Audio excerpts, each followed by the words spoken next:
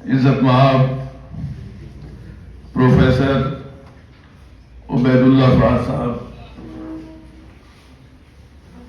اور جناب پروفیسر ضیاء الدین صاحب، دیگر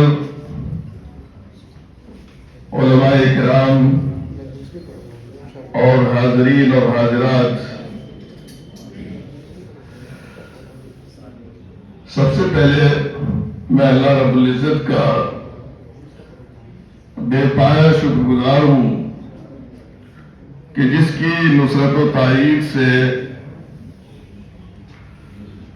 علامہ عبدالحمید رحمانی رحمہ اللہ سے متعلق یہ پروگرام منعقد ہوا۔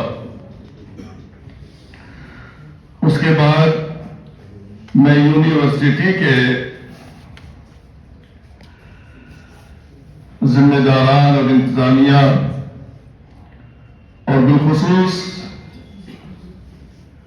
شعبہ اسلامک اسٹڈیز کے ذمہ دار اور ان کے رفقائے کار اور عزیزم عبدالوحید سلمہ اللہ اور ان کے ہم نواؤں کا تہہ دل سے شکر گزار ہوں، جن کی کوششوں سے اس طرح کی محفل اور مجلس سجائی گئی ہے۔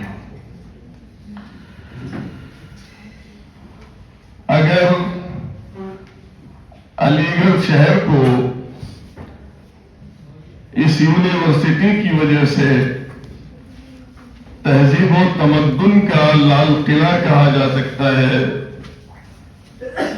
تو میں اس یونیورسٹی کو تہذیب و تمدن کا تاج محل کہہ سکتا ہوں۔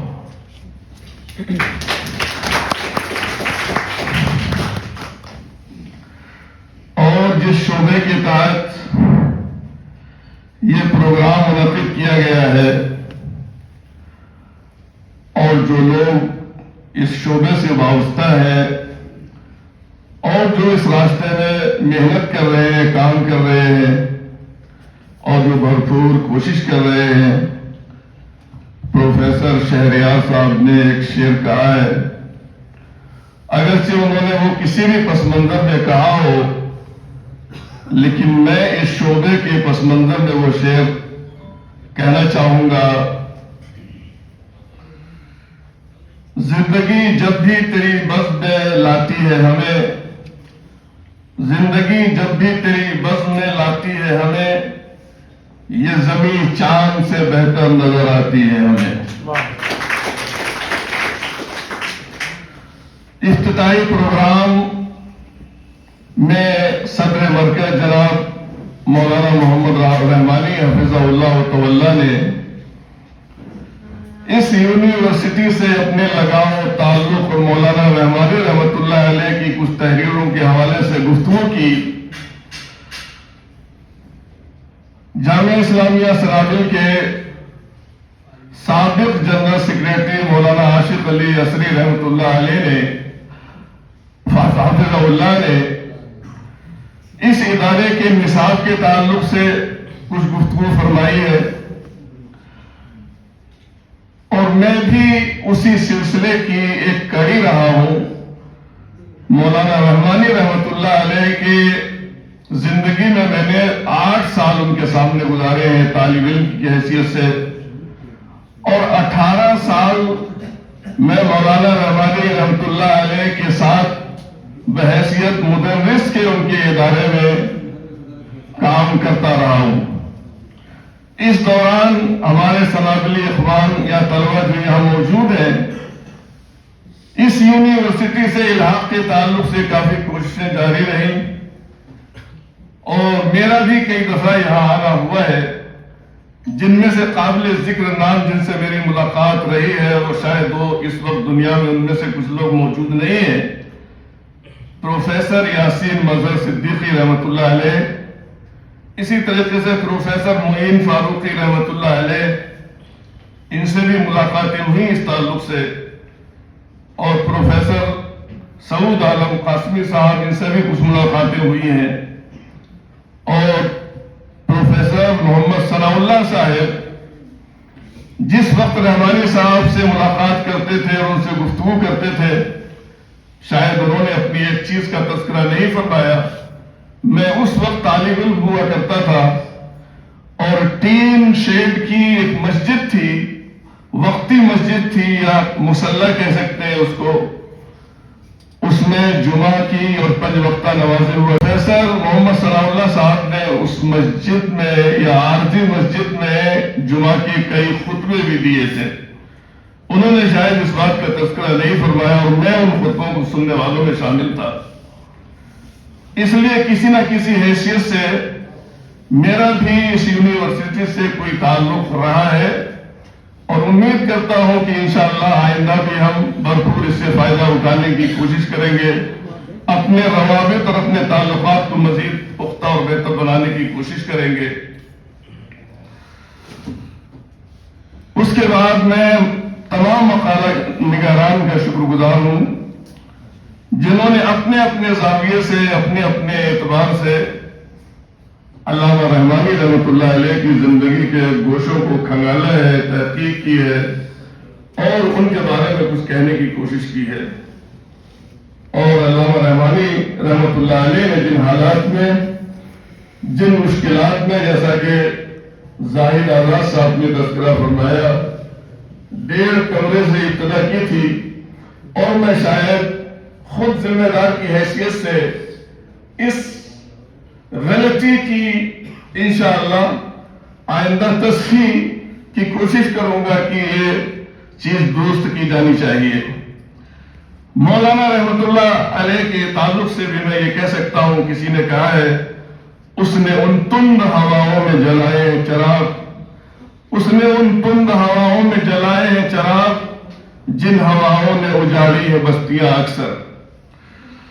مولانا رحمت اللہ علیہ کی ہمہ شخصیت تدریسی میدان، صحافتی میدان، سیاسی میدان، قومی اور ملی خدمات، دعوتی، تحقیقی، جماعتی، بے شمار پہلو نکل سکتے ہیں اور میں یہ سمجھتا ہوں کہ یہ سیمینار اسی سلسلے کی ایک کڑی ہے کہ یہاں سے مولانا رحمانی رحمت اللہ علیہ کے سلسلے میں مزید گفتگو آگے انشاءاللہ بڑھے گی۔ مولانا کی شخصیت عرب اور عجم سارے لوگوں کے یہاں ہماگیر شخصیت تھی۔ میں چونکہ کچھ اسفار میں ان کے ساتھ رہا ہوں اور جس طریقے سے، جس اسلوب اور جس انداز میں وہ عربی میں گفتگو کرتے تھے، عرب لوگ بھی ان کے سامنے عربی زبان میں گفتگو کرنے میں جھجک محسوس کرتے تھے، ڈرتے تھے، حرج محسوس کرتے تھے کہ کہیں ہم سے کوئی قواعد کی، گرامر کی غلطی نہ ہو جائے۔ مولانا کی ایک اور بنیادی خصوصیت جو شاید لوگوں تک نہ پہنچ سکے اور میں آپ تک پہنچانا چاہتا ہوں، مولانا کو عربی قبائل اور ان کے انساب کے تعلق سے گہری معلومات تھی۔ مولانا کسی بھی عربی شخص کا نام سن کر اس کے قبیلے کی نشاندہی کر دیا کرتے تھے۔ اس کا ایک حادثہ، ایک واقعہ میرے سامنے ہے۔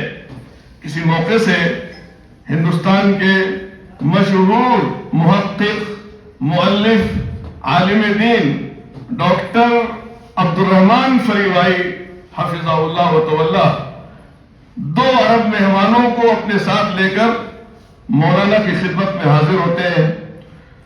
ڈاکٹر فریوائی صاحب ایک مہمان کا نام بتلاتے ہیں، علامہ رحمانی رحمت اللہ علیہ برجستہ فرماتے ہیں کہ آپ اردنی ہیں۔ اس کے بعد دوسرے مہمان کا نام ذکر کیا جاتا ہے آپ کے سامنے، رحمانی صاحب کہتے ہیں کہ آپ سعودی ہیں۔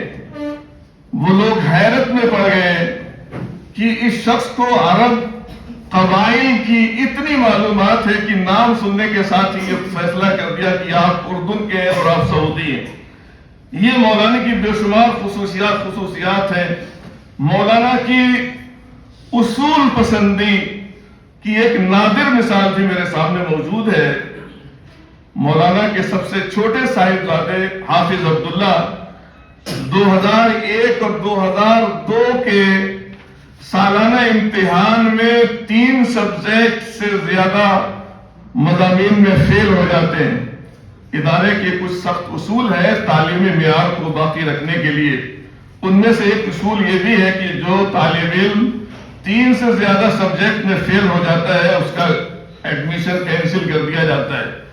لہذا مولانا کے صاحبزادے بھی 5 سبجیکٹ میں فیل ہو گئے۔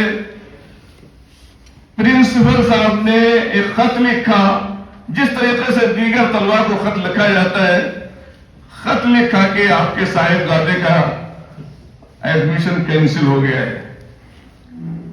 علامہ رحمانی رحمۃ اللہ علیہ نے اس کو بصر و چشم قبول کیا۔ اس کے بعد اساتذہ اور دیگر حضرات نے ایک استثنائی شکل نکالنے کی کوشش کی کہ اس بچے کو اسی کلاس میں پڑھنے کا موقع دے دیا جائے، اگرچہ ترقی نہ دی جائے، اتنی گنجائش صدر مرکز ہے ان کی وجہ سے نکالی جا سکتی ہے۔ لیکن مولانا کے سامنے جب یہ تجویز رکھی گئی اساتذہ نے اور دیگر حضرات نے، مولانا نے کہا کہ اگر ہم ہی لوگ ادارے کے بنائے ہوئے اصول اور ضابطوں پر عمل نہیں کریں گے تو دوسرے لوگوں سے عمل کیسے کروائیں گے؟ آخر کار مولانا نے اس تجویز کو رد فرمایا اور اس کا رزلٹ اور نتیجہ اتنا کہیے کہ خطرناک ثابت ہوا۔ میں دعا کروں گا کہ مولانا کو اللہ رب العزت اس تکلیف اور پریشانی پر اجر عظیم عطا فرمائے۔ اس بچے کا ایڈمیشن آگے چل کے ادارے کی دوسری برانچ میں ہوا، وہاں جا کر اس کے ساتھ ایک حادثہ پیش آ گیا، چھت سے گر گیا اور سر میں چوٹ آئی اور سالہ سال تک اس کا علاج چلتا رہا۔ تو مولانا کی یہ اصول پسندی تھی۔ آپ سوچ سکتے ہیں موجودہ حالات میں کہ ہم اپنی اولاد کے لیے، بیٹوں کے لیے کتنے ہی سخت اصول ہوں، سارے اصول توڑ سکتے ہیں۔ آج کل کے حالات کچھ ایسے ہی ہیں، لیکن مولانا نے جو اصول ضابطہ بنایا تھا اس کو توڑنے کی کوشش ہرگز نہیں کی۔ ایک اہم گزارش میری یہی ہے، آخر میں میں نے یہ لکھی ہوئی ہے گزارش مولانا رحمۃ اللہ علیہ کی خالص عملی زندگی تقریباً 48 سالوں پر محیط ہے، جبکہ آپ نے جامعہ اسلامیہ مدینہ طیبہ کے دور طالب علمی میں بھی بہت سے اہم دعوتی، جماعتی، ملی، سماجی رسائی کارنامے انجام دیے۔ حقیقت یہ ہے کہ مولانا کے الگ الگ کارناموں اور ان کی خدمات پر مشتمل مقالات اور کتابوں کی تصنیف کی ضرورت ہے۔ اللہ کرے کہ مولانا کے کارناموں سے دلچسپی رکھنے والے معتقدین، محبین اور احباب و متعلقین اس طرف اپنی خصوصی توجہ مبذول کریں اور نسل نو کے لیے کوئی بنیادی اور ٹھوس چیز منظر عام پر لا سکیں اور لوگ اس سے مستقل طور پر مستفید ہوتے رہیں۔ مولانا کی انفرادی شخصیت کو دیکھتے ہوئے دلاور فگار کا مجھے ایک شعر یاد آتا ہے، اور شاید میں اپنی بات، لوگ انتظار کر رہے ہیں کہ ختم کروں، اور کہہ سکتا ہوں کہ وقت تمام ہوا اور بات باقی ہے، سفینہ چاہیے اس دہر بے قرار کے لیے۔ لیکن دلاور فگار نے جو بات کہی ہے وہ میں کہنا چاہوں گا۔